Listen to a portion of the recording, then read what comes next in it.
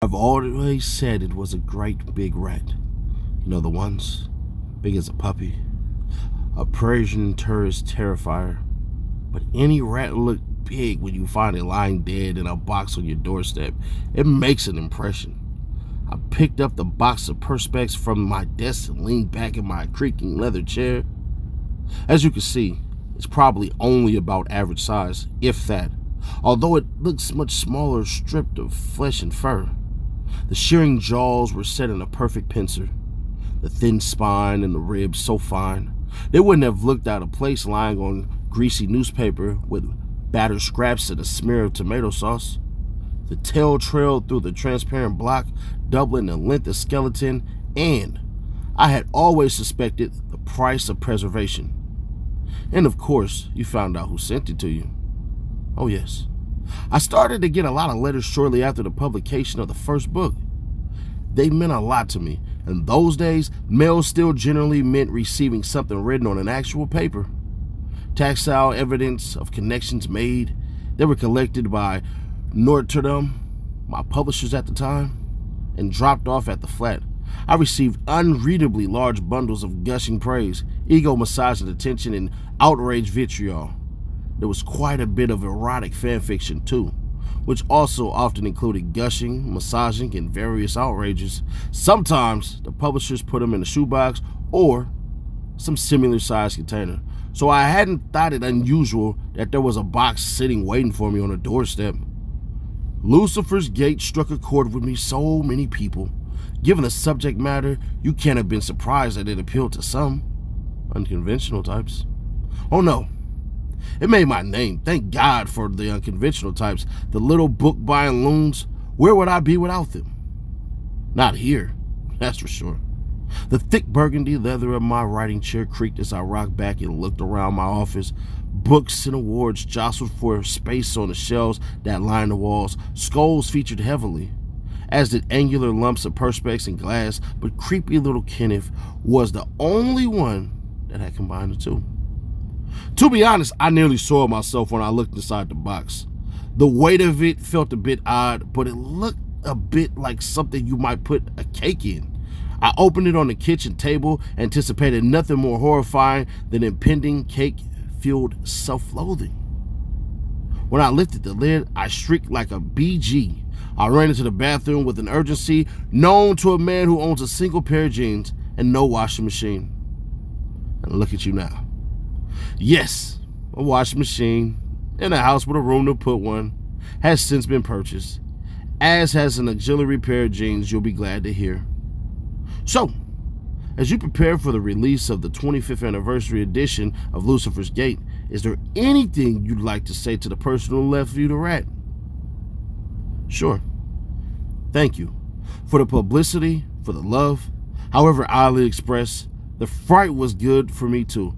Always good to remember the feeling you're trying to conjure after the success of The Gate.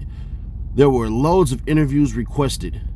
My rat anecdote got rolled out like a good few times. It spread like a plague. Well-meaning fans seemed to think it was an invitation to deliver Gadarius creatures to the publisher's office. So, I'm actually thankful, but not so much for the copycats or copyrats. I spun in a chair and looked at the screen on my desk. The cruiser blinked at the top of an empty page. A few more things turned up at the flat. I suppose I shouldn't grumble. I got an idea for winning the gallows when I found a badger in a bag for life. But then, when a donkey turned up, the only thing it inspired me to do was move house. You weren't tempted to keep any of the other presents then? No. I suspected the most deliveries were made by misguided fans, but I never warmed to the idea of returning home to find a stiffened squirrel protruding from the letterbox. I would have needed to keep a taxidermist on retainer to deal with the amount I was sent. This place would have looked like a natural history museum. I had to get to the RSPCA and get them involved in the end. I donated a portion of the profits of Lucifer's Swarm to them. We appealed to all of the fans to stop doing it, and thankfully they did. Mostly. The bandwagon stopped rolling before it ran over any more innocent critters. My agent still occasionally gets a hamster in a jiffy bag, but the advent of social media seems to have given the fans a less visceral motor self-expression. Anyway, none of them had the impact of the first one. I looked back at the long cuboid of Perspex suspending the skeleton. She had laughed when I told her I had named it Kenneth. She had approached the desk hours after the signing had started. It was not my first book signing, but I was still stunned by the sight of people assembling to meet me to buy something I had imagined. The queue had stretched out of the bookshop and down the busy high street. Some of the fans had come in costume. Homemade versions of my own characters filled past me. The piles of books, Lucifer's Patent, the third in the trilogy, had steadily shrunk, carried away by the protagonist made real. I smiled and shook hands, accepted requests from dedications ranging from the mundane to the surreal.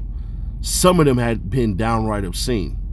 One beaming fan had asked for a very specific message to be written into a speech bubble above a skillfully drawn cartoon of yours truly and themselves in a biologically implausible position.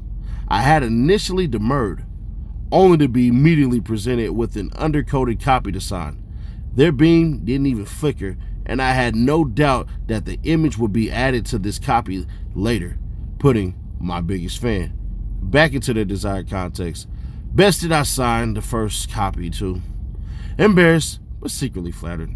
I was still happy to be there, but was beginning to tire by the time she got to the front of the square.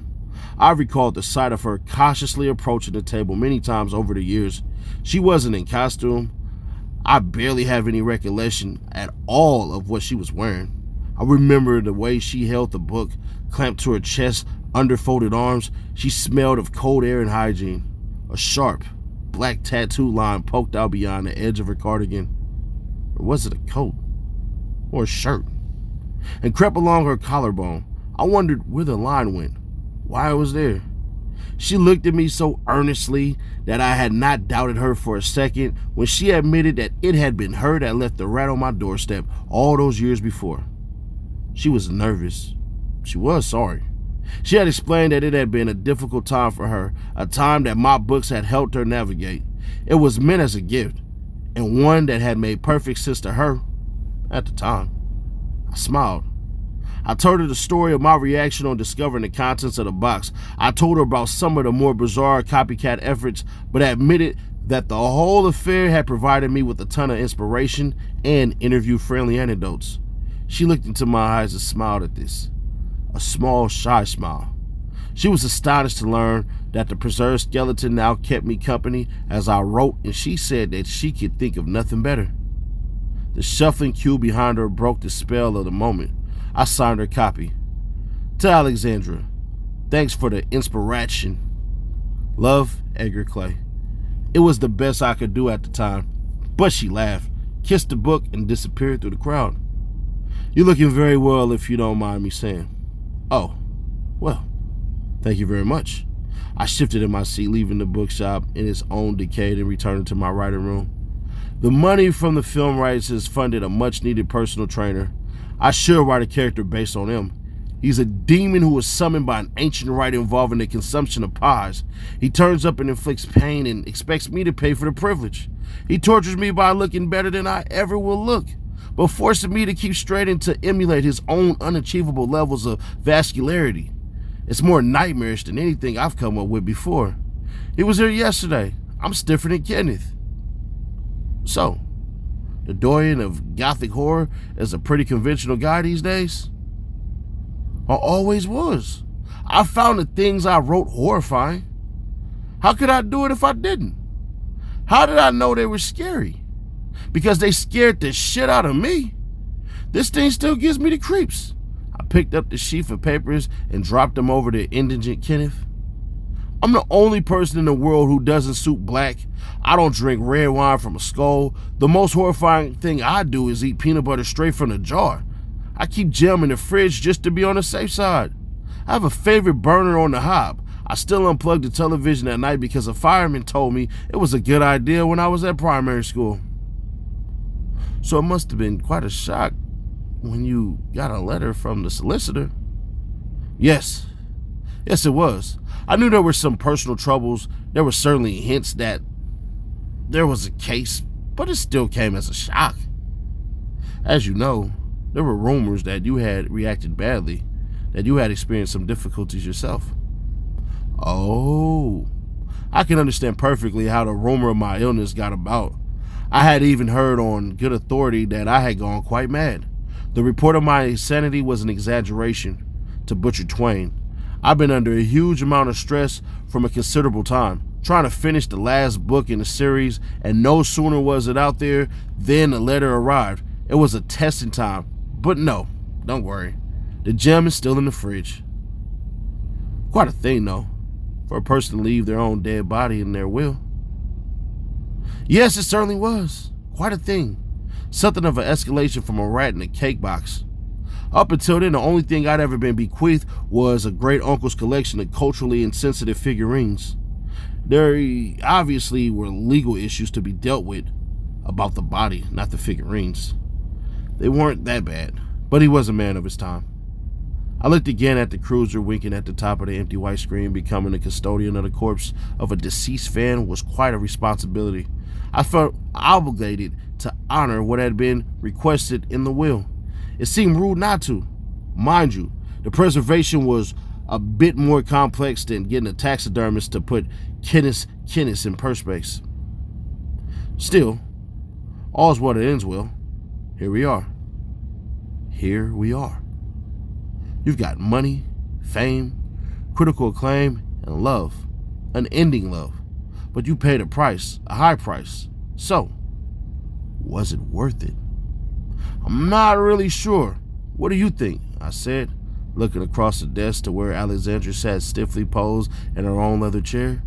She stared glassily back, but seemed to have nothing more to say. I looked at the bulging line that crept along her clavicle. She smelled of cold air and hygiene, and always wore a small, shy smile.